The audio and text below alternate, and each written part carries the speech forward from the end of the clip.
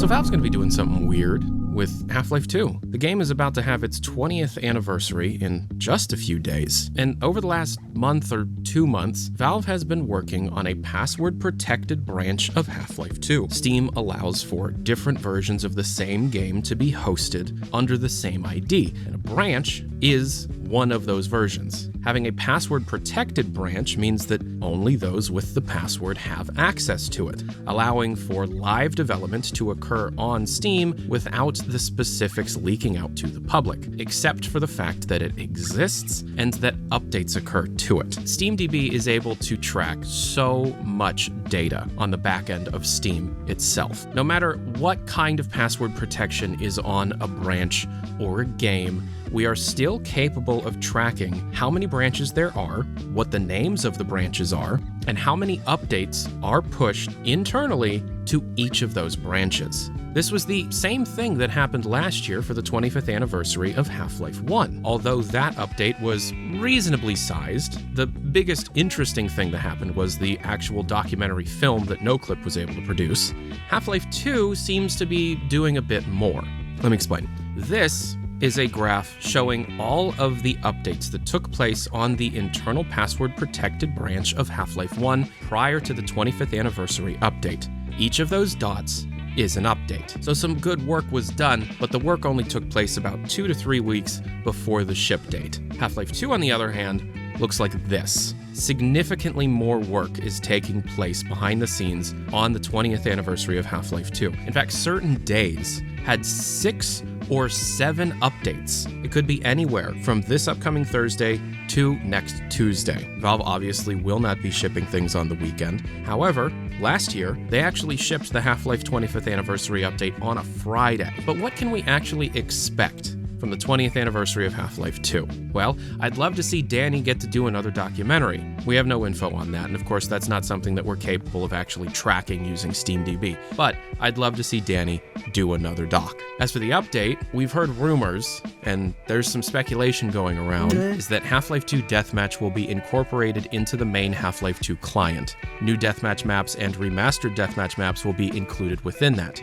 Side content, such as Half-Life 2 Lost Coast, will also be bundled directly into the game. We also have rumors of workshop support finally coming to the Source engine. If this were to occur, it would allow for a lot of custom campaigns, maps, and mods to be downloaded directly in the game, not unlike Half-Life Alyx. Less likely, but still rumored, is the compilation of both episodes into the one client. Now, technically speaking, that would be a lot of work, as the engine that runs Episode 1 and Episode 2 are different from one another, and very different from Half-Life 2. It would be nice, though, to have all Half-Life 2 content under one roof. Valve could also re-implement the features from Half-Life 2 that were lost when the Orange Box update was pushed to Half-Life 2 in 2007. So things like Alex Vance's original angular hair, the original eye textures, little things like that. And then, of course, we could also have cut content be released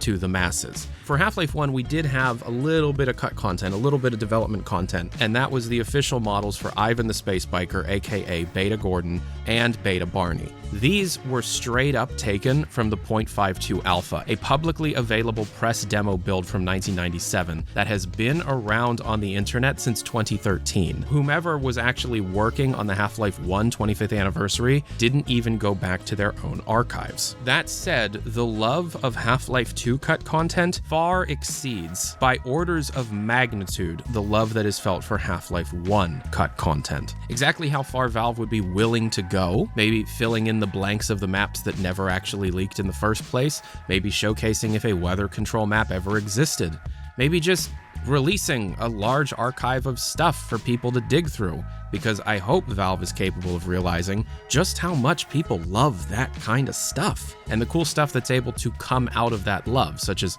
Raising the Bar Redux. But we'll have answers to these questions any day now. Honestly, it'll be Thursday, Friday, Monday, or Tuesday. It was very out of character to have Valve take any retrospective looks at their old work. Gabe Newell himself told me straight up they do not like to look back at all.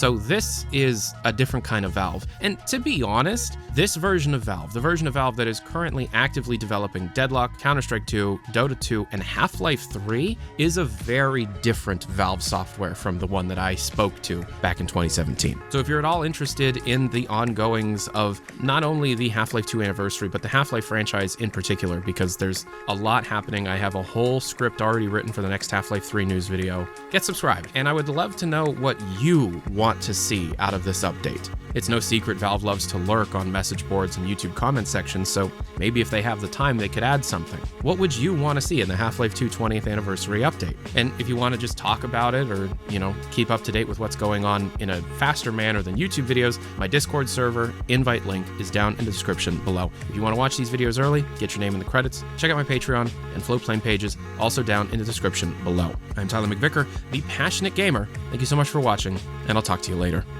Peace and hair grease. Adios.